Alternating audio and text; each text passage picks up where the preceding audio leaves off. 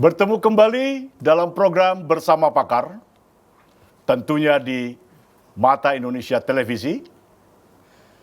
Kali ini saya mengundang dua orang pakar sesuai dengan programnya, yaitu pakar perkebunan dan pakar pertanahan. Keduanya akan saya perkenalkan, Bapak Dr. Insinyur Tungkot Sipayung, beliau adalah pakar perkebunan. Silakan sapa Bapak pemirsanya. Hai pemirsa di rumah, terutama kaum milenial. Salam perkebunan.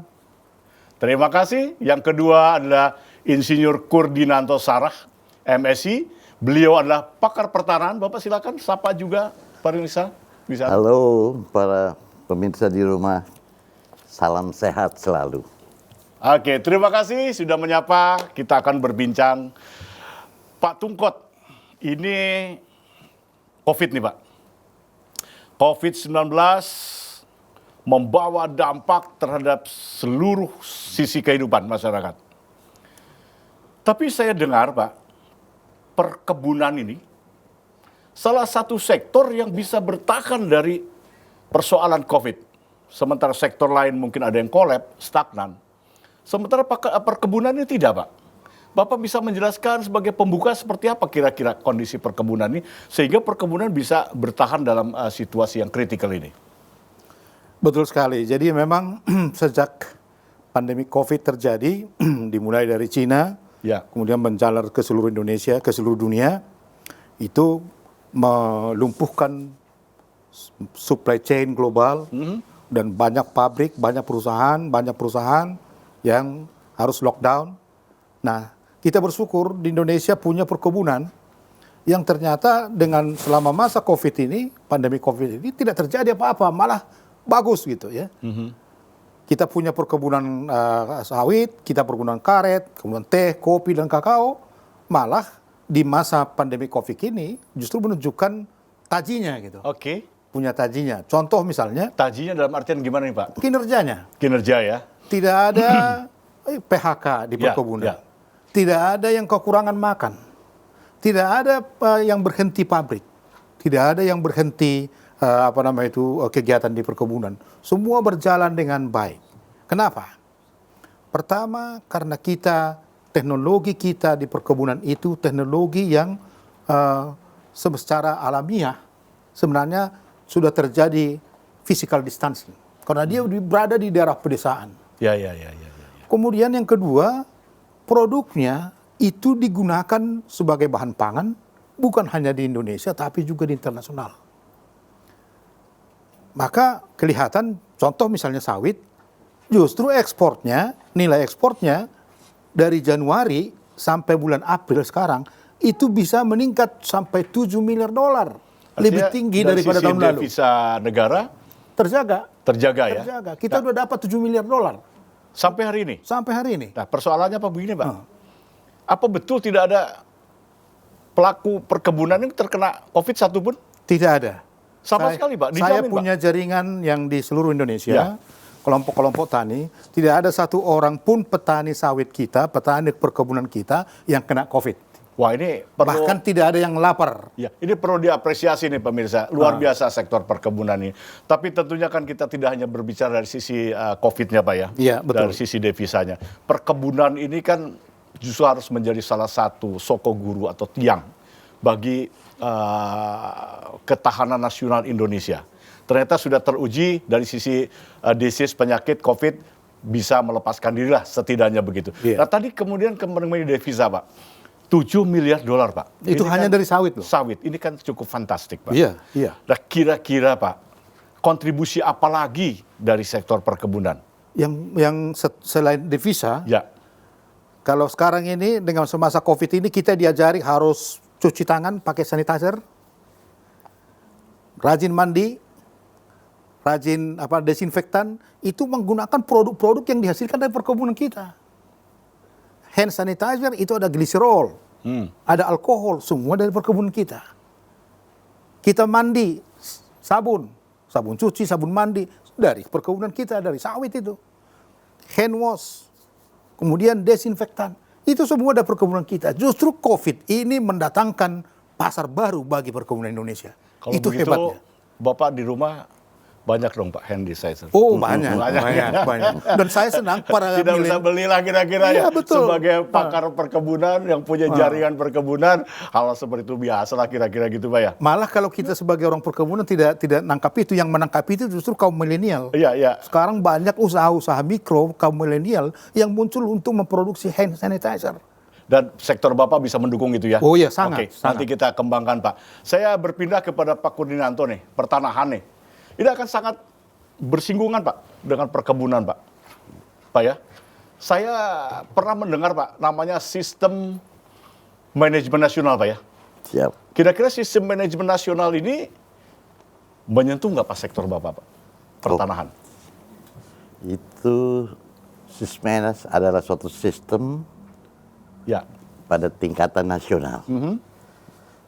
Tujuannya satu, ya, yaitu mengkoordinasikan semua rencana dan semua program yang dibuat oleh KL, begitu, Kementerian dan lembaga, ya. supaya benar-benar di atas satu meja. Dan itu merupakan alat dari ketua atau kepala Sismenas, Bapak Presiden ini, mengontrol apakah terjadi suatu duplikasi Ya. program ataukah tidak. Dan itu semuanya tergantung pada pimpinan dari kementerian dan lembaga itu sendiri. Kalau dikaitkan dengan yang sedang ramai Pak, yaitu mengenai ketahanan pangan, Ya. itu betul-betul harus dilakukan oleh pemerintah. Betul-betul memberdayakan sistem manajemen nasional Ya, di dalam meningkatkan kinerja ketahanan pangan. ya, Di mana kita tahu persis bahwa masalah ketahanan pangan ini itu sudah menjadi isu global. Semua negara bicara masalah ketahanan pangan sekarang ini. Food security begitu. Sebagai contoh atau penyebabnya itu, di tahun 70-an jumlah populasi manusia di bumi ini hanya 5 miliar orang. ya. Sekarang berapa Pak?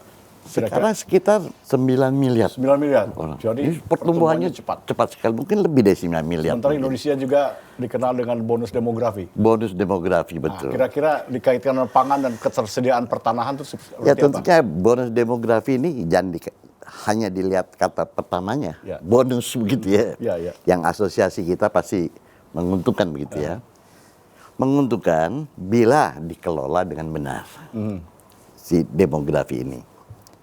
Nah itu sebabnya pada tahun 70-an yang saya katakan tadi itu, semua negara itu menggenjot negaranya untuk meningkatkan pertumbuhan ekonomi. Semua negara, terutama negara yang ada di belahan utara begitu. Negara yang ada di belahan selatan ini, Selatan ini termasuk Indonesia. Ya. Belahan selatan Ya, Katulistiwa ya. gitu. Negara berkembang ya. Negara berkembang itu sendiri, itu terbengong-bengong, tercengang-cengang. Loh, sana duitnya banyak, kita kok belum. Sehingga pada saat itu kita ingat adanya dialog Utara-Selatan Ya. begitu. Di tahun 90-an baru terasa. Mungkin ya sebelum tahun 90, 80, 90 mulai terasa. Loh, kok ini pada berubah? Terjadilah yang namanya climate change. Ya. Muncul teori-teori, ozon kita bocor. Muncul pemikiran dulunya menjadi adalah suatu padang hijau, kok sekarang jadi gurun begitu. Ya. Oke Pak, kita langsung saja. Kira-kira kalau pertumbuhan manusia demikian cepat Pak ya, di Indonesia khususnya, Ya. kapasitas atau daya dukung pertanahan Ya. untuk mendukung itu ada tidak Pak? It must. Harus ada itu, Pak. Harus ada. Kalau tidak, bangsa kita akan hancur. Mau kemana itu, Pak? Tapi kan sekarang Bagaimana- isunya lain Pak, pertanahan ini. Ya, Katanya banyak tanah dikuasai oleh cukong.